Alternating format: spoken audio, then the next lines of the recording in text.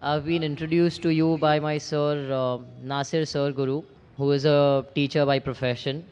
And the first time I heard you was at Azad Maidan, and the topic was similarities between Hinduism and Islam.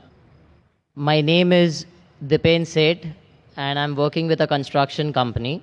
I have come across an argument by my fellow friends when we have discussed about these topics.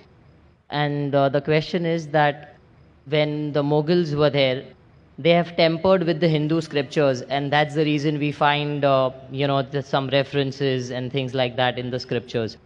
Is it a myth or a reality? Please throw some light on it. Thank you.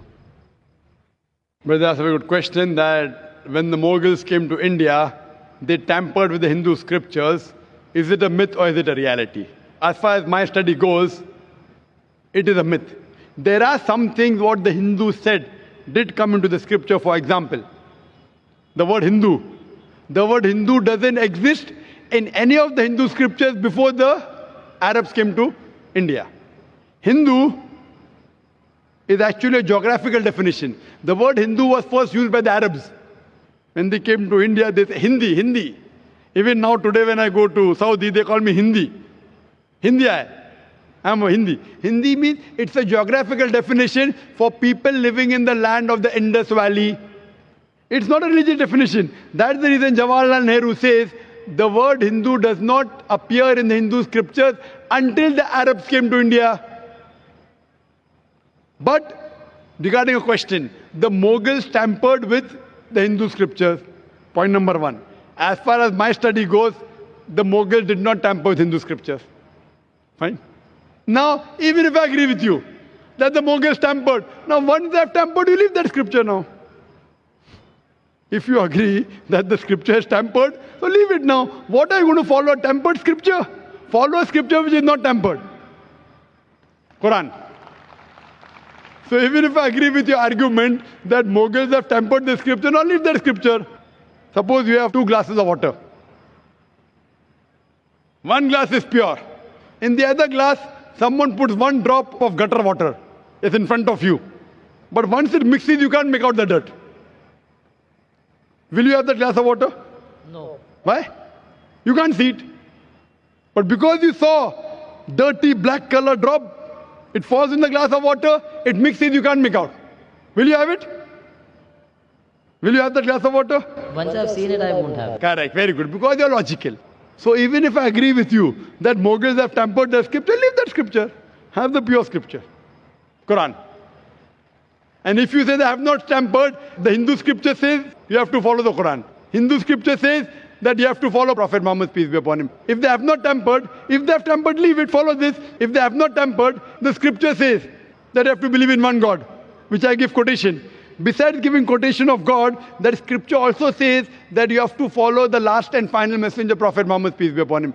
I can give you quotations from the Hindu scriptures talking about the coming of Muhammad sallallahu alaihi wasallam. If you read the Hindu scriptures, Bhavishya Purana, Parva 3, Khanda 3, Adhyay 3, Shlokas 5 to 8, it talks about Muhammad sallallahu alaihi wasallam. Bhavishya Purana, Parva 3, Khanda 3, Adhyay 3, Shlokas 10 to 27 talk about Muhammad sallallahu alaihi wasallam. If you read the Kuntap Suktas, Atharva Ved, book number 20, hymn number 127, verse number 1 to 14, talk about Muhammad sallallahu alaihi wasallam. If you read Atharva Ved, book number 20, hymn number 21, verse number 6, Atharva Ved, book number 20, hymn number 21, verse number 7, talking about Muhammad sallallahu alaihi wasallam. Rig Ved, book number 1, hymn number 53, verse number 9, it talks about Muhammad sallallahu alaihi wasallam. If you read the Sam Ved, Agni, mantra number 64, talks about Muhammad sallallahu alaihi wasallam. Even Muhammad sallallahu alaihi wasallam is mentioned by name. He is called as Ahmad, the one who praises. In Sam Ved, Uttar Chik, mantra number 1500. In Sam Ved, Indra, chapter number 2, mantra number 152. In Yajur Ved, chapter number 31, verse number 18. In Rig Ved, book number 8, hymn number 6, mantra number 10. In Atharva Ved, book number 8, hymn number 5, mantra number 16. Atharva Ved, book number 20, hymn number 126, mantra number 14. He is even mentioned by name as Muhammad. He is called as Nara Shansa. Nara Shansa means, Nar means man. Shansa means prashansa, praise. One who is worth praising, the praiseworthy. If you translate Nara Shansa into Arabic, it becomes Muhammad. He is mentioned by name Muhammad as Narashansa in several places. Rig Ved, book number 1, hymn number 13, verse number 3. Rig Ved, book number 1, hymn number 18, mantra number 9. Rig Ved, book number 1, hymn number 106, mantra number 4. Rig Ved, book number 1, hymn number 142, mantra number 3. Rig Ved, book number 2, hymn number 3, mantra number 2. Rig Ved, book number 5, hymn number 5, mantra number 2. Rig Ved, book number 7, hymn number 2, mantra number 2. Rig Ved, book number 10, hymn number 182, mantra number 2. Yajur Ved, chapter number 20, verse number 37. Yajur Ved, chapter number 21, verse number 31. Yajur Ved, chapter number 21, verse number 55. Yajur Ved, chapter number 20, verse number 37. Yajur Ved, chapter number 20, verse number 57. Yajur Ved, chapter number 28, verse number 2. Yajur Ved, chapter number 28, verse number 19. Yajur Ved, chapter number 20, verse number 42. I can keep on quoting only references of Muhammad sallallahu alaihi wasallam mentioned in the Hindu scriptures. So your scriptures say that there's one God, you worship him alone, and you have to follow the last and final messenger. Even your Hindu scriptures speak about the Kalki avatar, about Muhammad sallallahu alaihi wasallam as the last and final messenger. It says his mother's name will be Sumati. That's Amina, the name of Prophet Muhammad sallallahu alaihi wasallam mother. It says his father's name will be Vishnu, Yas, servant of God, Abdullah, which is the name of Muhammad sallallahu alaihi wasallam's father. It says he will be born in Sambala, a place of peace, that is Makkah. He'll be born in the place, in the family of the chief of Makkah. And we know in the family of Quraysh. He'll have 4 companions, talking of the Sahabas. I can go on and on and on, talking about this Kalki avatar. He will come, he'll be the last messenger, that is Prophet Muhammad, peace be upon him. I'm asking you, brother, do you believe in one God? Yeah. Do you believe that there's no idol worship?